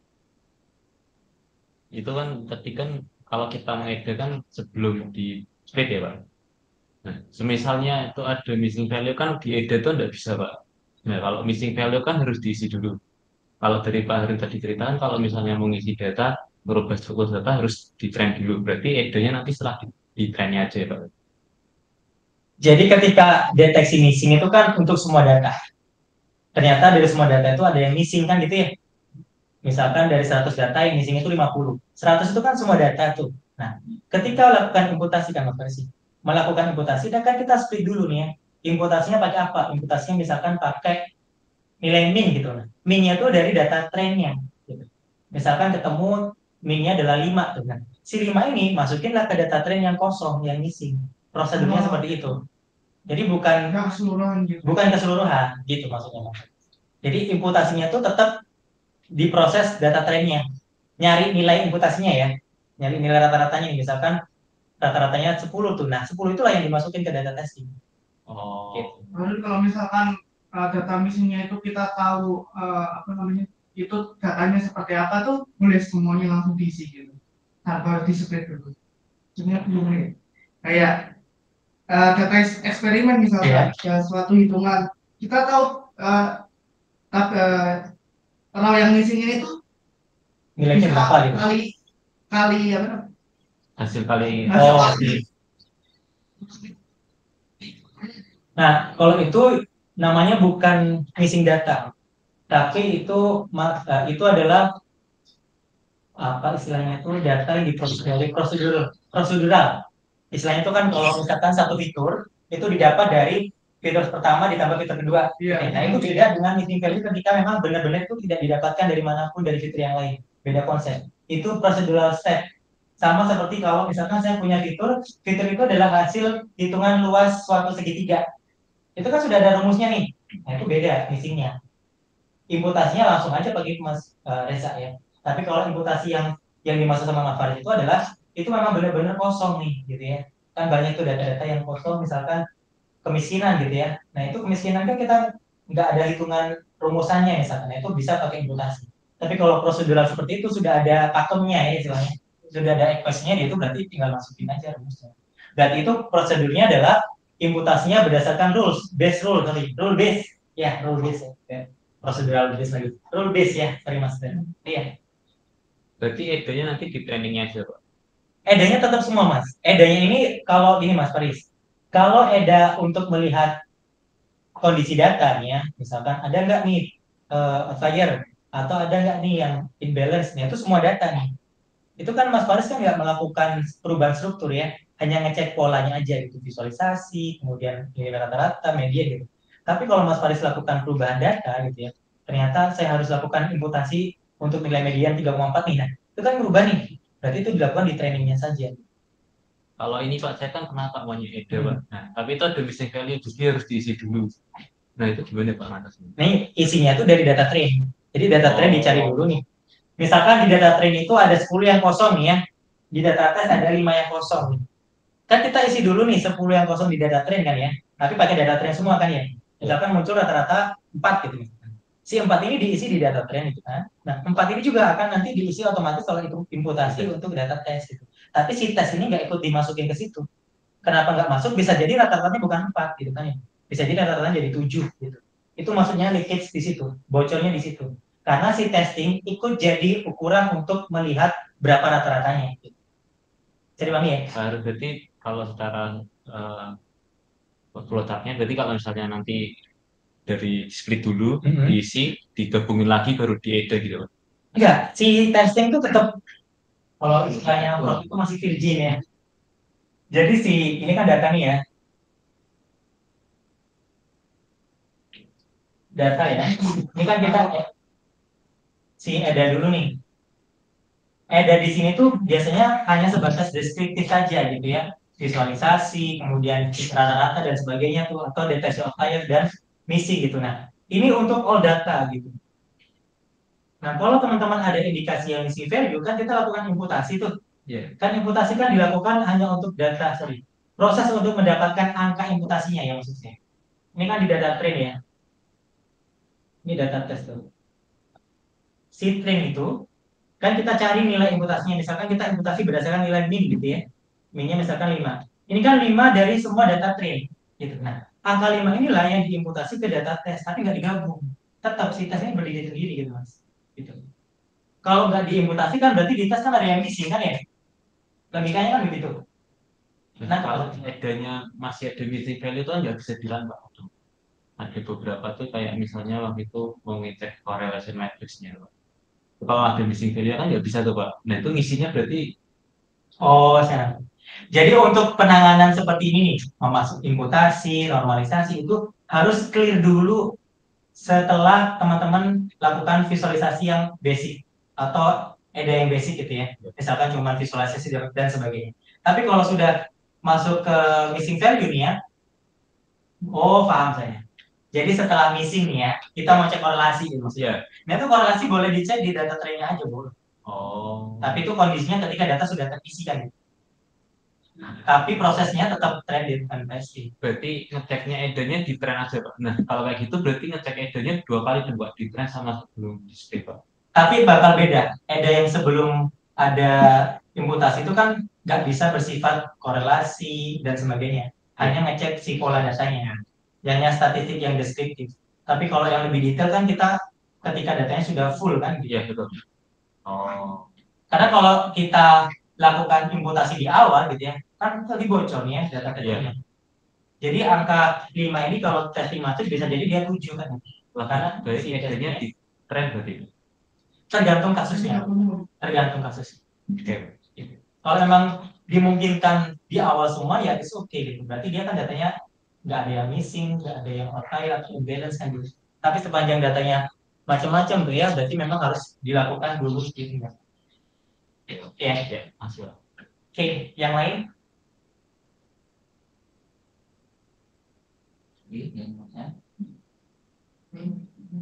Kalau saya punya data, ini kan klasifikasi ya, klasifikasi itu berarti basisnya mengukurnya kelas. Kalau saya pengen nguji bukan kelas tapi pemiripan itu bisa pakai apa Pak? Mirip begitu Pak. Pemiripan, ya misalnya saya punya ya fitur sebetulnya, tapi misalnya saya punya material nih ya, punya material dengan setiap material itu kan punya string struktur sendiri-sendiri, ada material baru gitu. Nah ini kan nggak bisa, oh ini kelas ini gitu, karena belum jelas. Tapi dari strukturnya kan sudah dicek, oh ini mirip ke objektif, ini mirip ke peroxide, mungkin gitu ya. Nah itu ada nggak uji kemiripan statis? Oh, Oke. Datanya bukan kelas, Nah, bukan kelas. Datanya interval biasa. Oke, kalau untuk mengecek kemiripan itu mungkin hampir mirip seperti korelasi Pak. Sebutannya kalau di statistik itu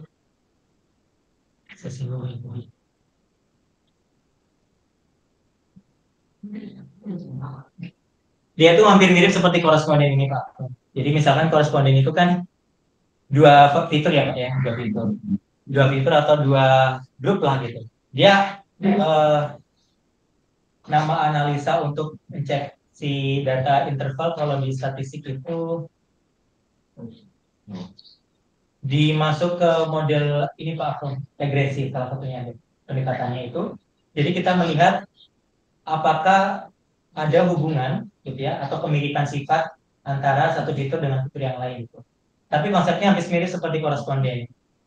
Atau dengan jalan kita lakukan dulu klasterisasi terhadap data tersebut biar dia masuk ke bentuk koresponden ini, biar dia biasa tahu kemiripan secara sifat ya gitu. Ini kan koresponden ini kan dia menangkap kondisi kemiripan sifat suatu data gitu. Jadi kalau misalkan datanya bukan frekuensi gitu ya, misalkan yang dikatakan oleh Pak Afrom, misalkan satu fitur dengan fitur yang lain. Nah, fitur-fitur ini kita bisa lakukan pengklasteran dulu, biar dia dalam bentuk frekuensi. Baru didekati dengan koresponden ini bisa. Makanya tadi di proses melakukan EDA itu kan kita bisa juga lakukan klasterisasi di awal. biar tahu kira-kira ini tuh masuk ke golongan yang mana. Baru dicek ke hubungan atau kemiripan sifatnya. Karena prinsip klaster itu kan kita bikin hubungan antar rumah itu sama, di dalam rumah itu sama, tapi antar rumah itu kan berbeda. Mirip seperti itu, Pak. Kalau ini pernah nggak ada pengalaman Pak Heru untuk melakukan apa? Mas data paper ya di Jepang atau tani moto tes lah apa uji tani moto lah atau Jakarta nah itu kayaknya mirip-mirip tadi ya Kak Mas tadi ya uji mirip itu sebenarnya berhasilnya nggak statistik sih cuma saya nggak ada maksudnya pernah melakukan itu Pak Selama ini belum. ya nanti bisa juga maksudnya kan Pak Heru yang belajar saya nanti hasilnya apa Ya, kayak apa ya, siap. Iya kan saya mendapati sih di beberapa orang material aku. Oh ya sama satu lagi ya ini yang apa teman-teman mahasiswa kalau melakukan ya itu senang selama tidak apa batasannya baru ngecek saja lah itu boleh di semua data ya. Tapi ketika Anda sudah melakukan pemodelan, melakukan struktur berarti kan tadi itu harus di bagian training aja. Nah, nanti hasil trainingnya oleh algoritma itu misalkan tadi ya misalnya kalau oleh algoritma dimasukkan langsung ke testing sudah sangat betul. Nah itu harus dipegang betul ya. Nah cuma yang menarik Pak Arum tadi Pak Arum menyampaikan bahwa kalau splitnya sebelum sama setelah gitu ya terkadang hasilnya itu lebih bagus kalau splitnya itu terakhir sebelum normalisasi yaitu jadi semuanya seluruh data itu dilakukan normalisasi gitu dibandingkan ketika saya hanya melakukan normalisasi di training saja ternyata lebih bagus yang rata-rata seperti itu tapi tadi Pak Ronan bilang umumnya tapi nggak selalu saya menemukan itu kemarin ketika saya pakai cara normalisasi yang jadi saya fitting pada data training saja ketimbang saya fitting di X dari semua data tapi hanya X train yang saya fit sementara X testnya itu hanya transformasi biasa nah itu hasilnya juga kompetitif memang nggak lebih bagus tapi nggak buruk juga selisihnya nggak begitu signifikan nah itu artinya kondisi itu menyebabkan apa lebih sedikit lebih berbeda atau lebih kecil tapi nggak signifikan itu kira-kira kenapa Pak? Oke, jadi yang disampaikan oleh Pak Atom itu adalah proses kalau teman-teman lakukan scaling atau normalisasi untuk seluruh dataset dengan tidak seluruh dataset. Jadi kalau di fit itu adalah teman-teman lakukan scaling ketika untuk data training saja. Jadi data training itu istilahnya adalah data diubah nih strukturnya nih ya. Data diubah strukturnya, model itu akan bekerja dengan data bukan aslinya. Jadi data aslinya misalkan adalah 100 nih. Kalau setelah di scaling kan misalkan berubah jadi 0,4 tuh. Nah, si data atau modelnya ini akan bekerja berdasarkan data 0,4 gitu. Nah, ketika masuk ke data testingnya, maka model ini harus ditransform atau datasetnya harus ditransform ke bentuk asalnya, ke bentuk awalnya. Biar kalau misalkan saya bilang ketika X1 naik gitu ya, kalau di regresi itu kan bicaranya begitu. Ketika satu variabel naik, maka variabel yang targetnya ikutan naik misalkan. Naik itu harus balik ke formula asalnya atau bentuk data asalnya. Makanya perlu dilakukan transform untuk data testingnya.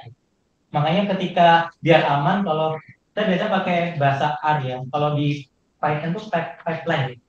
Nah itu pakai pipeline itu dia bekerjanya sudah seperti itu tuh. Jadi scaling atau normalisasinya di fit-nya gitu ya. Kemudian di testingnya itu transformnya gitu. Pipeline itu aman kalau di Python ya. Kalau di R pendekatannya berbeda. Gitu. Tapi cara kerjanya seperti itu, gitu Pak. Jadi konsep transform itu adalah mengembalikan si model algoritma ini ke data asalnya. Gitu. Jadi biar bacanya itu tetap sentimeter atau bacanya itu tetap kilogram lah istilahnya gitu.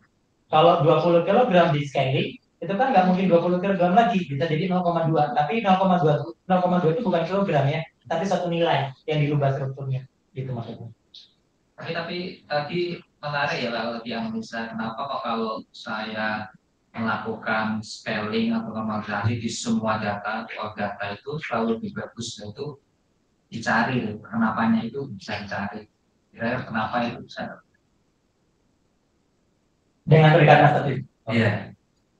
Kita bisa melakukan pakai apa untuk mengetahui ternyata kalau scaling seluruh data, ya pasti kan karena datanya sudah dibaca kan, data pentingnya itu dibaca dulu, dicontek dulu lah ya, mau dia sudah punya jawabannya. Nah itu menarik ya kalau bisa dianalisis.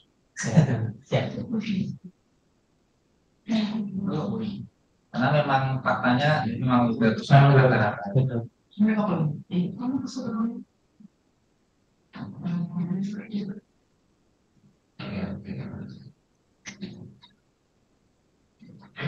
Lagi? Mulai balik ke dites tadi. Jadi kan dites kan Kenapa Mas? Mantap. jadi kan kalau kata Bang itu dites tuh ketika dua mas, sedangkan kalau misalnya 3 kita pakai ANOVA. Nah, pengalaman saya tuh saya tetap pakai dites walaupun 3 gabungan. Tapi saya tuh menggunakan 2 perbandingan. Nah, itu lebih baiknya yang mana ya Pak? Tetap pakai dites atau ANOVA yang mana? Oke, jadi kalau yang dilakukan Mas Ananta itu seperti kita lakukan tes 2 kali jalan, ya. Jadi kalau kita pakai 3 algoritma, berarti kita akan ngetes seperti ini, kombinasi itu. Berarti akan ada 3 kali tes kan gitu. Algoritma 1 dengan 2, 1 dengan 3, 2 dengan 3. Itu sama seperti kalau kita pakai ANOVA. ANOVA itu ada namanya, istilahnya adalah ad hoc test namanya. Jadi ad hoc test itu adalah mengecek langsung ketiganya, mengecek 2 saja gitu ya, atau ngecek kombinasinya tuh. Sebetulnya sama, cuman kalau ANOVA itu 1 kali jalan. Cara berpikirnya seperti itu. Kalau t-test kayak kombinasi nih Mas. Jadi kalau pakai 5 algoritma berarti kombinasi 25 ya. 5 faktorial, 2 faktorial, 3 faktorial. Berarti akan ada berapa t-test selanjutnya gitu. Jadi tetap dia sebagai t-test tapi ini head to head, 1 lawan 1 gitu. Makanya ada 3 kali. Tapi kalau ANOVA sekali jalan dia akan langsung tuh. Ketika 2 kali, ketika langsung 3-3-nya gitu ya. Jadi ngeceknya tuh begitu mereka. Jadi 2, 3 gitu. Kalau 5 berarti dia bisa ngecek 5 semuanya gitu ya. Atau langsung 1, 4, 4, 2 gitu. Berpasang-pasangan. Berarti lebih baik mana ya Pak? Kalau saran saya ANOVA langsung. Karena kalau ANOVA itu kita bisa ngecek kalau hubungannya antar algoritma atau lebih dari 2 langsung sekaligus. Kalau mau dites ya ini tadi yang Mas Ananda lakukan tuh ya, banyak sekali tesnya kita. Tapi meskipun sekali running ya, tapi kan hasilnya kan gitu, tetap satu-satu. Kalau ANOVA itu kalau di pengalaman saya itu dia bisa ngecek langsung bertiga. Yang lain mungkin ANOVA.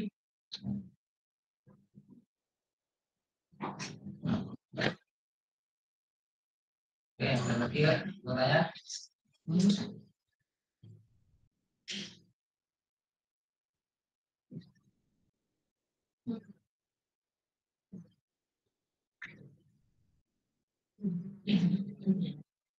Cukup Bapak Ibu sekalian.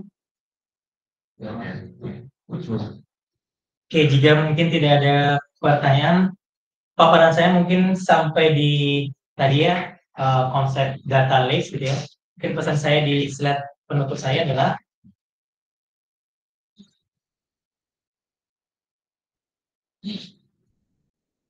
ya teman-teman ya, ED itu bukannya sebatas visualisasi gitu ya. Dan ini adalah saya coba ambil satu kalimat dari, saya lupa, beliau itu matematikawan asal Inggris gitu ya, bilang data itu memang new oil gitu ya, tapi ED itu adalah kilang minyaknya. Tuh, jadi buat teman-teman yang lakukan model development harus memang betul lakukan ED dengan baik agar tidak terjadi hal-hal yang tadi itu ya, data bouncer itu.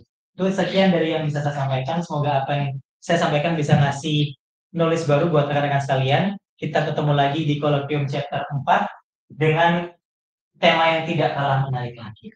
Sekian dari saya. Terima kasih banyak. Wassalamualaikum.